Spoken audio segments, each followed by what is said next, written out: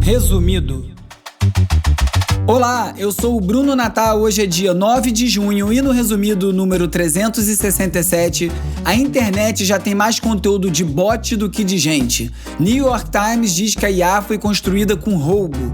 Governo dos Estados Unidos quer ver modelos de IA antes de serem lançados. Adolescentes estudam carpintaria para se proteger da automação. Moradores tapam câmeras com sacos de lixo, a estreia da Netflix pública do Brasil e muito mais. Vamos nessa, Resumido!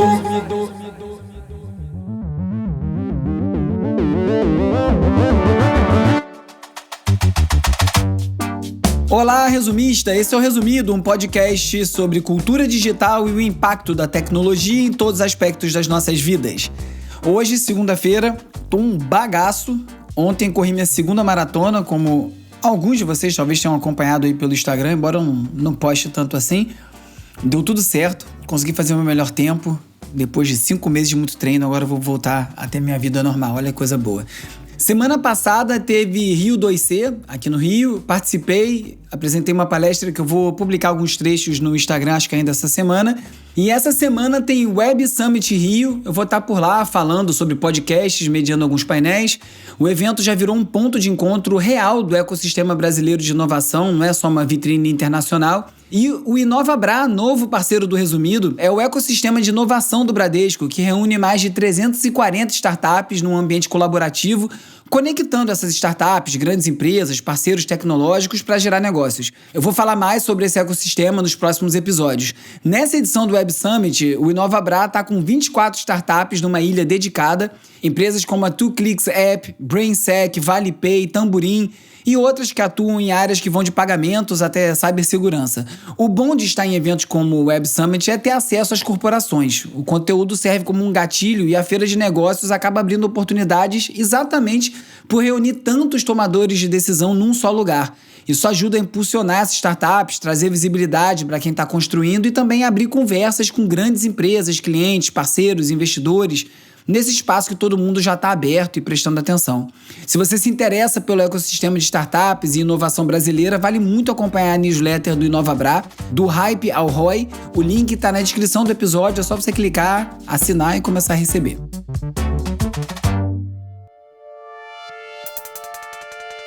Vamos de cultura digital e como nosso comportamento online ajuda a moldar a sociedade.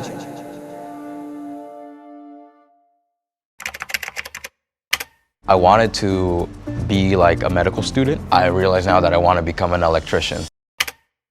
A Agência Pública de Saúde da Suécia fez uma recomendação bem dura agora sobre o uso de telas e passou a pedir para os pais guardarem o celular quando estiverem com seus filhos. Essa mudança tem a ver com essa preocupação não só do tempo de tela das crianças, mas também do comportamento dos adultos. Como a gente sabe, criança copia o que os pais estão fazendo, ou os adultos, os cuidadores no entorno, e as pesquisas que foram citadas pelas autoridades suecas falam que esse uso frequente de smartphones pelos pais acaba reduzindo a qualidade das interações familiares e influenciando diretamente os hábitos digitais das crianças.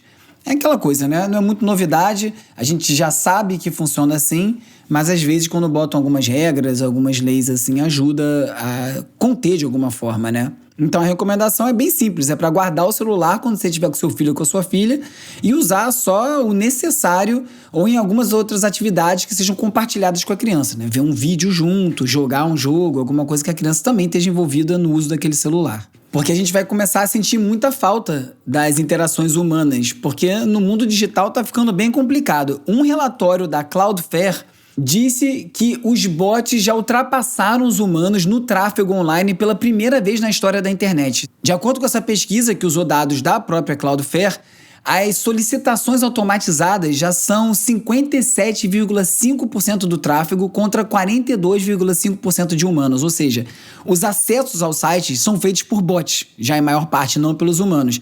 Isso tem muito a ver com esse crescimento de agentes de IA que vão navegando pela internet em nome dos usuários, né? Às vezes por conta própria, para pesquisar preço, para comparar produto, para fazer pesquisa, consultar a página, e isso aumentou muito o tráfego de bots e agora ultrapassando os humanos. Isso é especialmente preocupante porque além do tráfego, o conteúdo já está sendo produzido em maior parte por bots. Alguns especialistas têm uma previsão que em 2026, 90% do conteúdo online seja gerado por IA.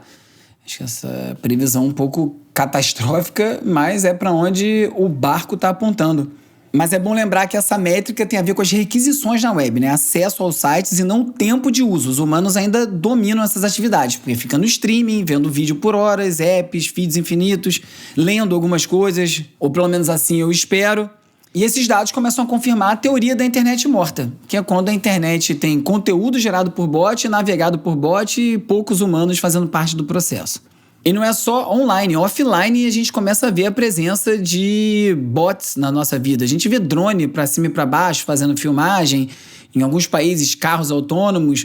E aqui no Brasil o iFood anunciou que vai ampliar o uso de drones para algumas entregas em condomínios de São Paulo. Então não é uma entrega de drone ainda na janela da sua casa, embora eu tema por esse dia, né? Eu fico pensando como é que vai ser a nossa vida quando tiver um monte de drone zunindo de um lado para o outro, passando na nossa janela, como é que fica a privacidade, segurança, enfim, papos distópicos. Mas no caso do iFood, essa operação de drone é para regiões como Alphaville, que é um condomínio distante, que vai conectar então os restaurantes do shopping Iguatemi Alphaville com os condomínios que são próximos.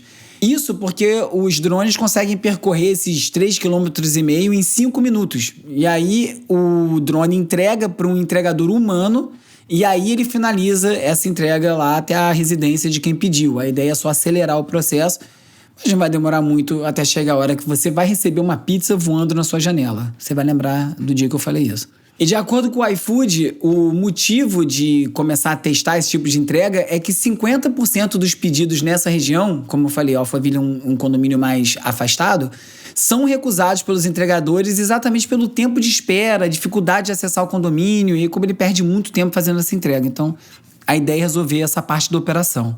E por conta desse mundo automatizado e ultradigital, o New York Times fez um vídeo, um mini-doc, com alguns estudantes dos Estados Unidos, especialmente da Califórnia, dando entrevistas falando sobre como eles estão repensando o caminho tradicional da faculdade agora que o mercado de trabalho está tão instável. E lá nos Estados Unidos as famílias contraem muitas dívidas para fazer uma faculdade, que é super caro, e sem ninguém entender direito para que lado as coisas estão indo, acaba desanimando fazer esse gasto, né? Então esse mini-doc acompanhou alguns jovens que estavam considerando fazer medicina, engenharia, tecnologia, mas agora estão olhando para profissões manuais, como construção, elétrica, soldagem, marcenaria, tudo isso como uma opção mais segura e financeiramente viável para esse futuro automatizado que está sendo prometido.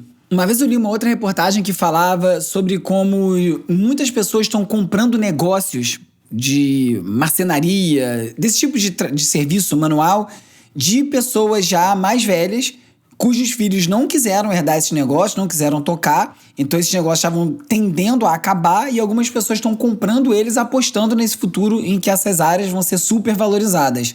Aí um estudante na reportagem fala uma coisa que me chamou a atenção, que ele falou que ninguém se importa mais com quanto você sabe porque o ChatGPT vai saber mais. É uma visão meio de acumular conhecimento mesmo, que não faz muito sentido. Não adianta você saber tudo no ChatGPT se você não sabe o que fazer com aquela informação. E da mesma forma que esses trabalhos manuais vão ser muito importantes e vão ter muito futuro ainda, porque né, o bot não vai serrar uma madeira e consertar o seu armário tão cedo. Por outro lado, a gente precisa de cérebros humanos processando essas informações que vêm do ChatGPT e outros bots para poder fazer sentido. Mas o que acaba freando esse tipo de busca profissional, esse tipo de trabalho manual, é que essas escolas técnicas ainda têm um estigma social, principalmente em torno dos trabalhos manuais, que são vistos como um trabalho de segunda classe de alguma forma, porque não são intelectuais, mas como a gente vê, a coisa está caminhando para isso ficar muito valorizado. Do outro lado da tela, a Apple fez um anúncio que chamou a atenção. Eles compraram uma startup israelense chamada QAI, que é especializada em inteligência artificial, que é capaz de interpretar expressões faciais e micromovimentos da pele para detectar o que se chama fala silenciosa. O Financial Times e a Reuters falaram que o negócio custou cerca de $1,5 bilhão ou $2 bilhões, uma das maiores aquisições da história da Apple, só está atrás da compra da Beats, né, que era aquele serviço de streaming de música, e os fones, do qual só ficou o fone. Eles usaram a parte do streaming para montar o Apple Music. E o objetivo dessa tecnologia é permitir que os usuários consigam interagir com o assistente de IA sem ter que falar em voz alta, que é uma coisa que eu já comentei aqui algumas vezes, né? Porque fala-se muito desses assistentes de IA por voz, mas eu não quero passar meu dia falando. Você quer trabalhar em silêncio. E como isso vai poder funcionar sem você estar com um chip neural instalado? Então não é tão simples assim. Agora, o que chamou a atenção mesmo é o seguinte: todo iPhone tem uma câmera apontada para sua cara ali o tempo inteiro. Um tempo atrás, viralizou uma foto do Mark Zuckerberg com o laptop, o MacBook dele, com a câmera tapada com uma fita adesiva. E todo mundo olhou para aquilo e falou, bom, se o Mark Zuckerberg está tampando essa lente, algum motivo deve ter. Eu sou um que tenho tampa nas minhas lentes todas de desktop. A câmera a do iMac ou a externa do monitor Dell que eu tenho hoje em dia, todas tapadas, mas não no telefone. E agora que a Apple é capaz de rodar esse tipo de tecnologia, será que não é um bom negócio fechar a câmera? Será que esse negócio vai ficar desvendando o que a gente está pensando o tempo inteiro? Parece distopia, mas também não é difícil imaginar que isso possa ser verdade. E esse tipo de busca por privacidade está levando algumas cidades nos Estados Unidos a uma medida bem extrema. Eu comentei alguns episódios atrás aqui sobre a Flock Safety, que é um sistema de câmeras privado, que está sendo instalado em várias cidades dos Estados Unidos, e ele trabalha monitorando as placas de carro para poder depois rastrear, caso tenha algum crime, algum acidente, poder saber para onde esses carros foram. Todo mundo lembra do caso da Marielle, como foi difícil rastrear os dados do carro usado no crime, teve que quebrar o sigilo telemático dos telefones junto com o Google, e esse tipo de sistema acaba resolvendo um problema que parece trivial, porque a gente pensa, já tem câmera na cidade toda, é só rastrear, mas não é tão fácil assim, e o que o Flock oferece é justamente isso, essas câmeras que rastreiam dentro de determinadas regiões, só que conforme eles vão instalando em mais cidades, maior é a área que está sendo coberta, e várias pessoas nos Estados Unidos estão reclamando sobre isso, porque para você monitorar quem fez alguma coisa errada, você tem que monitorar todas as outras pessoas que não estão fazendo nada de errado, e muita gente não quer isso. Tá tendo várias discussões nos equivalentes às câmaras de vereadores nos Estados Unidos, nos condados, e muita gente se opondo a isso, e a solução que está sendo encontrada é tapar as câmeras com saco de lixo, porque assim ela não consegue ver e acabou. Então tem várias pessoas fazendo isso nas cidades como uma forma de protesto, uma forma de resistência, e aí a gente vê essa atitude que às vezes é comentada como extrema, né? Tapar uma câmera, você vai botar uma tampa na sua câmera do computador, indo para as cidades. Falando em excessos digitais, começou uma campanha chamada Bloque no Tigrinho, que está pedindo o bloqueio das bets e dos cassinos online. Eu vi um vídeo da Camila Fremder, do É Nóia Minha, divulgando essa campanha, que é #Bloque no Tigrinho, que está pressionando os políticos e as plataformas para começar a restringir a publicidade de bet, cassino online e dos jogos como Tigrinho. A premissa dessa campanha é que vários desses produtos acabaram se espalhando no Brasil com a ajuda de influenciadores, artistas, jogadores, todo mundo que a gente vê nas propagandas, que acaba normalizando essa ideia de aposta para milhões de pessoas. Inclusive tem um episódio especial sobre bet aqui no Resumido, é só você buscar onde você estiver ouvindo seu episódio agora, bota lá Resumido Bet, vai aparecer esse especial. E o foco da campanha é esse, mostrar que tem uma pressão social para proibir esse tipo de promoção e responsabilizar também as plataformas que estão hospedando e distribuindo esses anúncios que acabam enganando muita gente. E para isso estão sendo recrutados vários influenciadores bem grandes para poder combater com a mesma linguagem, com a mesma força. Alguns influenciadores online, outros comunicadores, alguns artistas, músicos.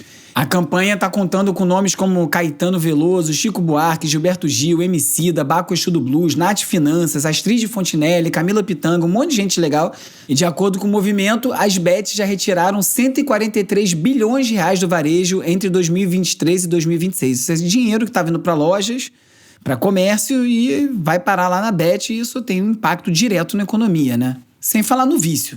Também, de acordo com a campanha, cerca de 1.400.000 pessoas já têm transtornos associados às apostas online e 66% dos apostadores apresentam algum nível de uso problemático. Então, a ideia é tentar diminuir, pelo menos, a normalização desse tipo de jogo. Essa campanha está sendo organizada pela 342 Artes. E aí, falando em Tigrinho, a Piauí publicou uma reportagem enorme sobre a Virgínia Fonseca. Desculpe estar falando o nome dela por aqui, mas é importante e relevante para o tema em questão, para mostrar como a influenciadora transformou a própria vida num negócio de audiência, de vendas e numa polêmica permanente.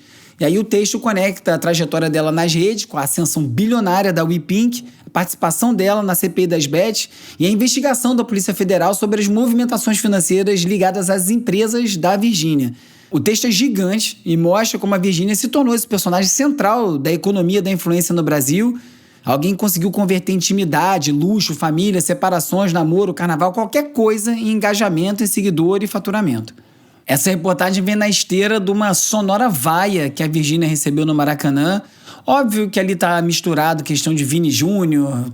E como bem disse a Thais Odelli na newsletter dela, Sou Meio Vagabunda, mas Sou Boa Pessoa, na edição número 236, sororidade tem limite. E ela rebateu aí as críticas de que essas vaias estavam só relacionadas à questão de machismo e uma perseguição com a Virgínia por conta da relação com o Vini Júnior, e que tem muito mais a ver com as pessoas respondendo justamente essa presença tóxica dela nesse tipo de ambiente. Bom, quero muito acreditar que a Thais esteja certa e o Brasil esteja acordando, mas às vezes eu fico meio desanimada. Mas, para animar um pouco mais, o governo federal lançou o Tela Brasil, que é uma plataforma pública e gratuita de streaming voltada para os filmes, documentários e animações nacionais. Sempre pensei sobre isso. Tem tanto produto audiovisual produzido com incentivo fiscal que é mesmo interessante disponibilizar isso para o público, né? Para a população brasileira. Não é bem essa a premissa do serviço. O Tela Brasil começou a funcionar no dia 30 de maio, já tem 500 títulos, desde obras antigas de 1910 até a produção mais recente de 2025. Isso aí acaba virando um acervo audiovisual brasileiro que é acessível online, que não tem mensalidade, não tem publicidade. Dá aí uma alternativa de assistir coisas legais sem interesses comerciais por trás. Vou dar uma chance pro Tela Brasil. De repente dar um desafogo desse monte de série tenebrosa que aparece nos streamings. Muita gente me pergunta como separar o que realmente importa de IA do que é só mais uma ferramenta hypada da semana. Isso aí, obviamente, não é uma pergunta fácil, mas a escola de IA da PUC Paraná montou algo que ajuda a responder. A IA Open Week é uma semana de conteúdo gratuito e online sobre IA. São 5 trilhas por área de atuação: negócio e liderança, marketing e customer experience, RH, saúde, jurídico e cibersegurança. Você escolhe a que faz mais sentido para você e aí tem aulas com professores que trabalham no Google, na Amazon, na Microsoft, mostrando como essas empresas usam IA no dia a dia. Tem também uma parte sobre ferramentas, prompts e também um momento ao vivo com especialistas falando sobre o futuro do trabalho com a IA. É uma amostra real da pós-graduação em IA da PUC Paraná, sem ter que pagar nada. Vale muito para quem quer sair do básico e entender onde a IA muda o jogo de verdade na carreira. É gratuito e online, é só se inscrever no link que está na descrição do episódio. Agora é o momento de explorar as transformações causadas pelas inteligências artificiais.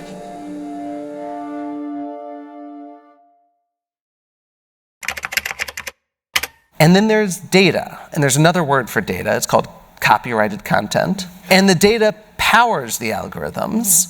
Silicon Valley says, we couldn't possibly pay, we couldn't afford it, and if you made us, China's going to win. And I just don't think that's true. We're talking about the richest and most powerful companies in the history of humanity. Num discurso no Congresso Mundial de Mídia, o publisher do New York Times, o A.G. Sulzberger, fez um ataque duríssimo, talvez o mais duro feito por uma empresa jornalística de grande porte, contra a indústria de inteligência artificial. O New York Times está processando a OpenAI, o Perplexity, o Anthropic e várias outras empresas de IA por conta da raspagem de conteúdo do jornal. E o que o Sulzberger fez foi acusar as empresas, que além dessas que eu listei, também o Google, a Microsoft, o X, de construírem os seus modelos a partir da apropriação massiva de conteúdo produzido por veículos de imprensa. Isso tudo sem autorização ou compensação adequada. Ou exatamente como eu falei, raspando o conteúdo torno e usando para treinar os robôs. E aí o ponto dele é que isso vai muito além de direito autoral, porque acaba virando uma ameaça direta para a sustentabilidade econômica do jornalismo. E até para a infraestrutura da informação num regime democrático. Ele fala que essa relação entre as plataformas e os veículos acaba reduzindo o tráfego para os sites, justamente no momento em que os modelos de IA dependem cada vez mais do trabalho produzido pelas redações. Sem conteúdo produzido por algum humano com qualidade, não tem treinamento de robô que pare de pé, porque o conteúdo sintético a gente já sabe como é que é. E o conteúdo sintético não existe sem o conteúdo humano para treinar o robô para produzir aquele conteúdo. Então isso acaba virando uma cobra comendo o próprio rabo, porque a indústria da IA vai se consolidando com mais poder sobre os dados, né, com mais controle da atenção, com a distribuição da informação, ao mesmo tempo que enfraquece quem produz o conteúdo original, da qual ela precisa para poder ter esse poder todo. De acordo com Sulzberger, o New York Times investiu mais de $2 bilhões em jornalismo só em 2025, publicou cerca de 500 mil conteúdos originais nesse período. E o que ele fala é isso: a IA não produz reportagem original, depende do jornalista para descobrir fato, investigar caso, cobrir guerra e para poder gerar novas informações. Então ele não consegue entender como é que a IA paga engenheiro, chip, energia, mas trata o conteúdo que alimenta o modelo inteiro como algo que pode ser lá raspado e capturado de graça. E aí ele faz uma comparação com o Napster, a plataforma que foi o catalisador do compartilhamento de arquivos de música, principalmente. E aí eu já acho um assunto um pouquinho mais complicado, porque compartilhamento de arquivo é diferente de roubo e raspagem para produzir algo com ganho financeiro. Mas enfim, vamos guardar esse debate para um outro episódio, só por questão de tempo mesmo. Mas, assim, para concluir, o que o Sulzberger fala é que essa combinação entre ter menos receita para o jornalismo e mais conteúdo sintético vai acabar ampliando a desinformação. Isso aí gera teoria da conspiração, deepfake e o slop, né? A gororoba digital toda produzida por IA. Então, o que ele fala é que os veículos têm que processar quem está violando por direito autoral. Talvez ele se esqueça que nem todo veículo tem o dinheiro do New York Times para fazer isso. E o Sulzberger é o cara responsável por essa migração do New York Times do sistema analógico para o digital, com muito sucesso. E isso é uma questão que vai ficando cada vez mais urgente mesmo, porque já está gerando consequências diretas e indiretas. Essa semana teve o exemplo da Folha, que na capa do dia 5 de junho publicou um bloco de texto no formato Lorem Ipsum. Lorem Ipsum é um texto fictício que é muito usado em diagramação quando você está preparando um jornal, uma revista, para poder reservar o espaço, saber como vai ficar antes de você inserir o texto final, que precisa ser revisado para ter certeza que ele está lá. Esse erro acabou aparecendo bem numa chamada de política. A manchete estava escrita certa, era Flávio fala em guerra espiritual contra Lula em ato evangélico. Isso acabou potencializando a repercussão nas redes, porque acabou associando esse erro editorial bizonho a um tema que já é politicamente sensível e a gente vê o tamanho da encrenca. Isso não é um erro gerado por IA, mas sem dúvida é um erro gerado pela diminuição do número de jornalistas numa redação. Conforme essas empresas vão perdendo receita, porque cada vez tem menos tráfego no site, vende menos jornal, demite mais jornalista, é menos gente fazendo mais coisas e esse tipo de erro acaba aparecendo. Esse corte de custo acaba gerando um corte de qualidade e temos aí essa situação bizarra, que é o jornalista impresso virar um produto mais caro, de nicho, e a gente quer que ele ofereça justamente tudo que o digital acelerado não consegue entregar, que é o cuidado, uma precisão, confiabilidade, uma coisa feita com calma, e acaba sendo feita com ainda mais pressa e ficando pior do que o digital. Tá feia a coisa. E o Núcleo Jornalismo, que é um site independente que virou referência na cobertura de tecnologia, de desinformação, internet no Brasil, citei eles várias vezes por aqui, anunciou que vai interromper temporariamente grande parte das atividades para poder reavaliar o modelo de negócio. Escreveram um texto, né? Não é difícil entender, não tem dinheiro que seja suficiente para bancar a operação. Eles chegaram a ter mais de 20 pessoas na redação durante as eleições de 2022.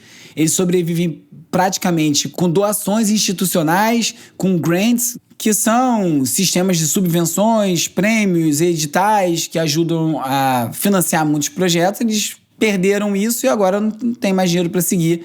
E eu sei bem como é que é essa realidade, porque é muito difícil tocar um projeto independente de jornalismo ainda por cima. E ruim ver o núcleo, bom, se não fechando as portas, pelo menos dando uma encostada. E isso porque eles falaram que tinham dezenas de milhares de leitores. Eu não tenho dezenas de milhares de leitores e cerca de 1.000 assinantes, coisa que eu também não tenho. Então, se você gosta muito do Resumido, como eu falo algumas vezes, pense em fazer sua assinatura, resumido.cc/assinatura, para eu poder seguir com isso aqui. Porque também chega uma hora que não dá. Às vezes tem parceiros, às vezes não tem.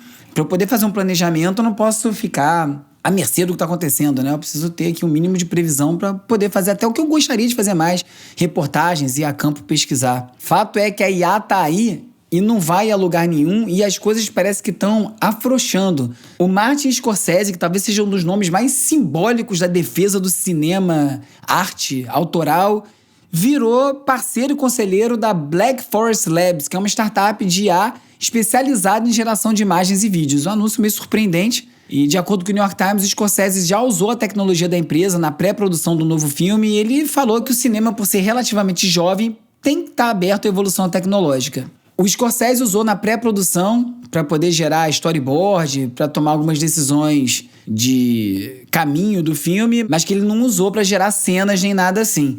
Esses dias eu falei sobre como a Demi Moore falou em Cannes sobre combater a IA ser uma batalha provavelmente perdida e alguns outros artistas falando sobre isso, e parece que a discussão em Hollywood já está saindo da IA contra os artistas para uma disputa um pouco mais complicada, que é sobre quem controla, quem autoriza e quem é que se beneficia do uso dessas ferramentas. Essa acho que vira a grande questão mesmo. E um exemplo disso é uma empresa de software do Vale do Silício, que é especializada em armazenamento e gestão de dados, que está usando a inteligência artificial não para reduzir a equipe, mas para poder criar novos cargos. Eles dizem que já criaram cerca de 13 novos tipos de funções ligadas à IA, coisas como arquiteto de IA, gerente de soluções de IA, líder de plataforma de IA, o que me dá uma certa impressão que eles pegaram um monte de cargo e botaram de IA no fim para dizer que é isso. Mas a verdade é que a tecnologia está aumentando a necessidade de contratação em muitos casos. Falei bastante disso no episódio passado. Porque com a chegada das ferramentas geram-se novas demandas. Tem outras coisas a serem feitas e talvez não as mesmas coisas e certamente tem um problema de transição, mas vai ter que ter gente para tocar isso tudo, porque é impossível uma pessoa só fazer tudo por mais IA que você tenha. E dentro dessa questão, trazida em Hollywood, trazida aqui na questão do jornalismo e até aqui nessa questão dessa empresa com seus novos empregos de IA, é a questão de como fica a distribuição dos ganhos de IA. Fala-se muito em aumentar a eficiência, aumentar a produtividade, mas o dinheiro parece ficar retido lá em cima, né? Algumas pessoas vão ficar com bastante dinheiro e aqui embaixo todo mundo se estapeando pelo que restar. E o CEO da NVIDIA, o Jensen Huang, falou que ele tenta pagar aos funcionários o máximo possível e que isso é uma forma de compartilhar a riqueza que está sendo gerada pelo boom da inteligência artificial. Ele deu essa declaração em Taipei durante a Computex, no momento que a NVIDIA já se tornou uma das empresas mais valiosas do mundo e que ele próprio, o Huang, acumula uma fortuna de cerca de 186 bilhões de dólares. Coisa que eu nunca vou entender porque alguém precisa acumular tanto dinheiro e eu tenho sérias dúvidas se deveria. Mas, de novo, também não vou entrar nesse assunto nesse episódio, que isso é outro fio desencapado pra gente tentar aparar. Mas muito disso aí também é teatro, né? Assim como a Anthropic se vende como uma empresa mais consciente, preocupada com os riscos de IA, isso também é uma forma dele posicionar a NVIDIA como uma empresa que está sendo a exceção no debate sobre concentração de riqueza. Então, enquanto a maior parte do setor está cortando vaga em nome de automação, né, do setor de tecnologia, não de IA especificamente, o Huang está defendendo que os trabalhadores qualificados devem ser altamente recompensados exatamente por eles serem o centro da infraestrutura que está movendo essa nova economia. Tomara que mais gente haja como ele ou que ele esteja agindo como ele diz.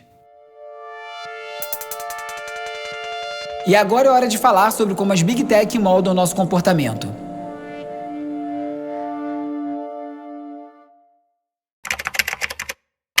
AI is causing tremendous good, and it's also bringing in a lot of jobs. Again, we have more people working right now than we've ever had. I really thought that could have been a blocker, and I want to make sure that it's not. A Anthropic pediu uma pausa coordenada no desenvolvimento de IA e alertou para o risco de perda do controle humano. Mais uma vez, né? Parece que a cada 2 meses eles lançam esse tipo de comunicado. Talvez tentando aí fortalecer essa imagem que eu acabei de comentar de empresa preocupada com as questões de segurança da IA. Essa afirmação vem de um documento que foi publicado pelo Instituto de Pesquisa da própria Anthropic e eles estão falando que a velocidade de evolução da IA está se aproximando de um ponto em que os sistemas de IA vão poder melhorar a si próprios sem intervenção humana. Esse processo é conhecido como autoaperfeiçoamento recursivo. E, de acordo com a Anthropic, a capacidade dos agentes de IA de executar uma tarefa de forma autônoma vem dobrando a cada 4 meses e que a sociedade não está preparada para lidar com as consequências dessa transição, e não está mesmo. Agora, por que a gente vai passar por essa transição? Parece que a IA já tomou conta dos humanos. A gente não tem a opção de frear, de tomar um outro caminho, de escolher algum tipo de limite. Não. Vai vir, vai acontecer como vai acontecer e todo mundo que se vire. E essa proposta da Anthropic pede participação de outras empresas, OpenAI, Google, Meta, xAI, Mistral, além de querer criar umas regras mais claras sobre quando essa pausa começaria e quando terminaria. Mas a verdade é que se essas empresas pararem, alguma outra empresa não vai parar, dentro dos Estados Unidos, fora de lá, na Europa, na Ásia, na China, onde for, e alguém vai alcançar esse tipo de avanço. Então fica difícil você, como dizem por aí, botar o gênio de volta na lâmpada depois que ele já saiu.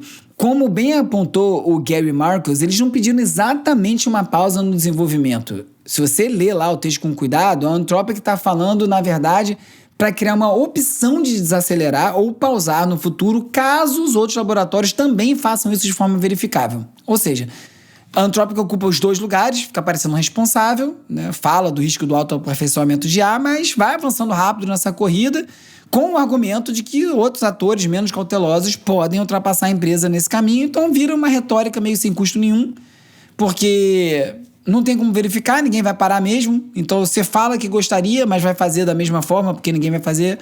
E isso aí é muito conveniente, ainda mais com a empresa às vésperas de fazer o seu IPO. E aí a coisa vai ficando quase psicodélica quando você vê o Bernie Sanders, que é um congressista democrata dos Estados Unidos, publicando um artigo defendendo que a IA não deve pertencer só às grandes empresas de tecnologia e seus donos bilionários, mas que como ela foi construída a partir da inteligência coletiva da humanidade, com livros, músicas, arte, jornalismo, código, pesquisa científica, conversa, imagem, tudo foi produzido por milhões de pessoas ao longo de várias gerações, e esse material todo que foi usado sem permissão, sem crédito, sem compensação, então essa riqueza toda gerada também tem que voltar para a sociedade. E a proposta do Sanders é criar um fundo soberano público com a participação direta nas maiores empresas de IA dos Estados Unidos. Esse fundo seria financiado por uma cobrança única de 50% das ações das empresas, e isso seria do governo dos Estados Unidos, do povo dos Estados Unidos, para poder receber os benefícios financeiros dessa evolução de IA. Legal que ninguém fala do resto do mundo, né? Porque parece até que esses laboratórios só usaram conhecimento gerado nos Estados Unidos como se fosse um silo, uma coisa apartada do resto do mundo. E eles fazem lá, resolvem de alguma forma. Agora, é de se espantar você ver uma discussão desse teor acontecendo nos Estados Unidos, que é o país mais capitalista do mundo. Como eu disse, quase uma psicodelia. Vai ter gente aí querendo apedrejar o Sanders, chamando ele de comunista. Esse assunto que nunca acaba. E olha que eu não sei se é má ideia. Realmente compartilhar os resultados com a humanidade de alguma forma seria muito interessante, em vez de serem 8 ou 10 donos de Big Tech capturando esses ganhos todos sozinhos. Mas para comprovar que a psicodelia não está só do lado democrata, do lado republicano, o governo atual do Trump, que é republicano, anunciou que agora vai solicitar que as empresas de IA submetam voluntariamente os seus modelos mais avançados para uma avaliação de segurança antes do lançamento público. Essa medida foi formalizada por meio de um decreto assinado pelo presidente, e a ideia é ampliar essa capacidade do governo de avaliar os riscos associados às IAs de fronteira, que são as que estão no limite da tecnologia, né, que estão mais adiantadas. É uma participação voluntária, não tem uma obrigação legal, é quase que um pedido, e isso aí está ligado a essas preocupações com os riscos associados à IA avançar rápido demais. Agora, eu fico pensando em qualquer outra época recente, políticos americanos falando em estatizar 50% de empresas de IA ou obrigar a ter uma sanção pública antes de avançar. Isso aí ia dar tanto problema, mas você vê o estado que o mundo tá, parece que tá tudo de cabeça para baixo, né? Tá todo mundo completamente perdido nisso tudo. E mesmo assim, em meio a esse caos da IA e das super avaliações do valor de mercado das empresas, a Alphabet, que é a empresa dona do Google, né, do grupo inteiro, anunciou que vai levantar 80 bilhões de dólares com venda de ações para poder financiar a expansão da infraestrutura de IA. Foi surpreendente esse anúncio, porque, em tese, o Google, a Alphabet, no caso, tem dinheiro em caixa, e quem não perdeu tempo foi o fundo Berkshire Hathaway, do Warren Buffett, que foi lá e investiu 10 bilhões de dólares, já pegou logo uma fatiaça disso aí, apostando que eles vão crescer muito.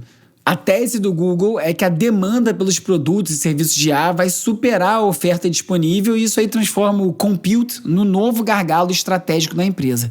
Isso aí também mostra que essa corrida de IA já deixou de ser uma disputa só por modelos e vira também uma corrida financeira e industrial de infraestrutura. É aquilo, a IA vai avançar tão rápido quanto a estrutura possa conseguir suportar. Porque tem muita coisa envolvida, você pode ter tudo no papel funcionando, mas daí a fazer tem uma distância. Aliás, se quiser saber mais sobre esse tipo de leitura do mercado de tech, não deixe de acompanhar o Resumido Tech Invest. Tem a newsletter, tem também o @resumido Tech Invest no Instagram, e por lá o assunto é só esse, um canal que eu faço parceria com o Thiago Lins, economista formado na PUC, um grande entendedor desse tema. E ainda nas notícias das empresas de Big Tech, a NVIDIA anunciou o RTX Spark, que é o primeiro chip completo para PCs de usuários normais, né?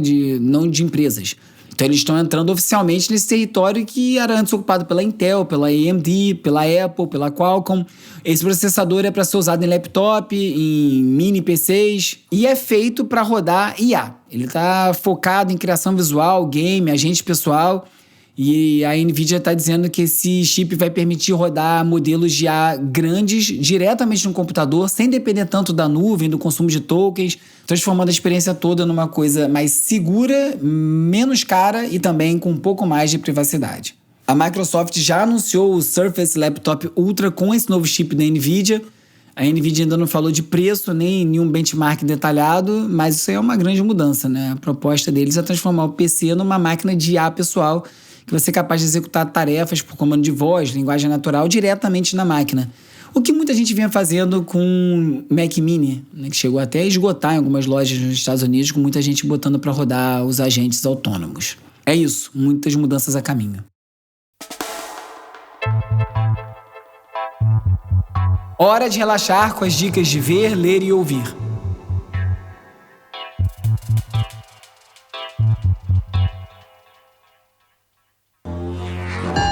Genius is not about figuring out the solution. It's about being unhinged enough to do something outrageous with it. The Audacity é uma série criada pelo Jonathan Glatzer, que antes disso tinha participações como roteirista em Succession e Better Call Saul, que investiga o Vale do Silício através do consultório de um terapeuta que atende CEOs bilionários. O Zach Galifianakis, que é um cara que eu adoro, acho ele muito engraçado, interpreta um figurão aposentado que virou um sábio para a geração seguinte, só que nas sessões de terapia acaba se mostrando uma criança cheia de surto de raiva. É menos paródia direta que o Silicon Valley, da HBO, outra boa série sobre o Vale do Silício, e é mais um drama mesmo de personagens que é aí parte da aposta. Lá nos Estados Unidos está sendo exibida pela AMC, ainda não dá para assistir aqui no Brasil, ao menos sem VPN. Pescou? Sempre uma alegria falar do Weezer, ainda mais na infelizmente rara ocasião deles lançarem uma música boa.